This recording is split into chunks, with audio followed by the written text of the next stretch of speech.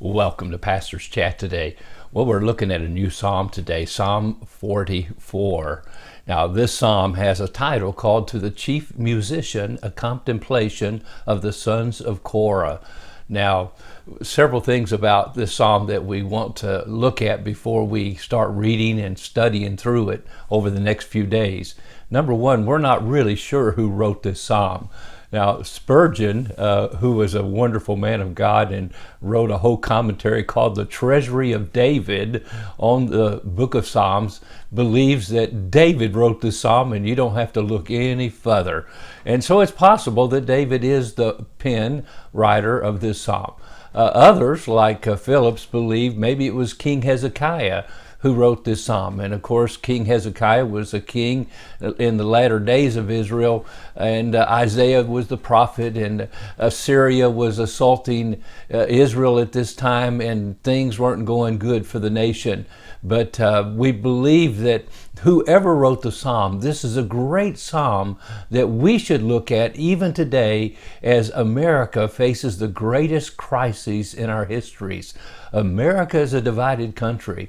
As I watch the news, as I listen to the things that are happening, as the culture wars have taken place, and literally, morally, this country has totally fallen apart.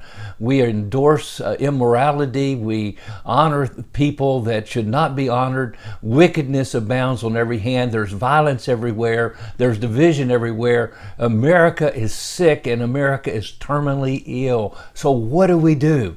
Well, that's what happened often in the days of Israel. And maybe this psalm was a psalm that was a prayer, and a prayer of repentance, a prayer of calling out to God in the days of adversity and distress that the nation was facing, and on days of fasting and prayer and calling the nation back to God. This could have been one of the psalms that was used. So keep that in the back of your mind as we read through this psalm.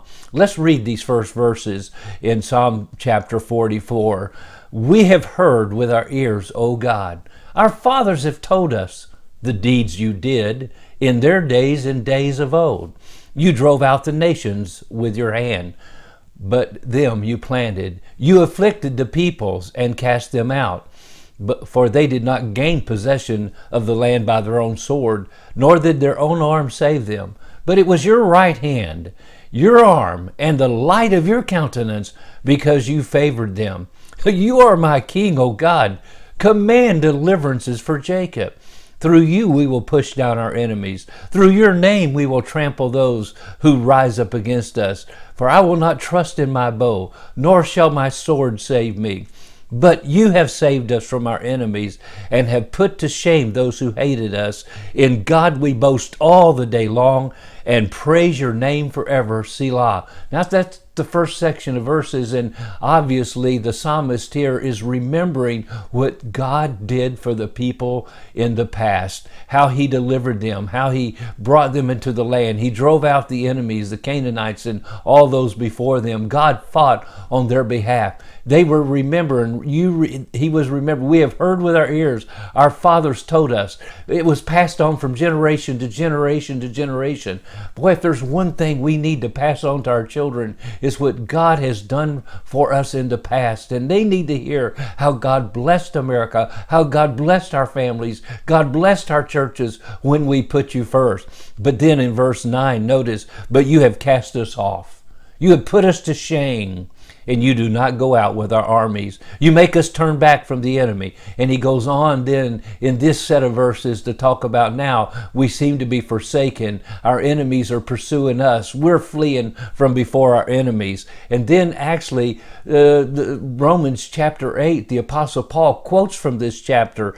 He says, you've given us like sheep. You've given us up like sheep intended for food and have scattered us among the nations. And then he actually repeats this again in verse 22. Yet for your sake we're killed all the day long. We're counted as sheep for the slaughter. And this is the chapter, Romans chapter 8, where God reminds us and Paul reminds us, even though this has happened to us, God still loves us. We can still be more than conquerors through him who gave himself for us. So no matter where we are in life, no matter how far it seems God has gotten away from us, and We have gotten away from God. We can call on his name for deliverance. And that's what this psalm is, a call upon the name of God to help us when we have forgotten him and have been forsaken. So my friend, what a great psalm to start thinking about in these days in America as we face the greatest trials that we've ever faced. God bless, and you have a wonderful, wonderful day.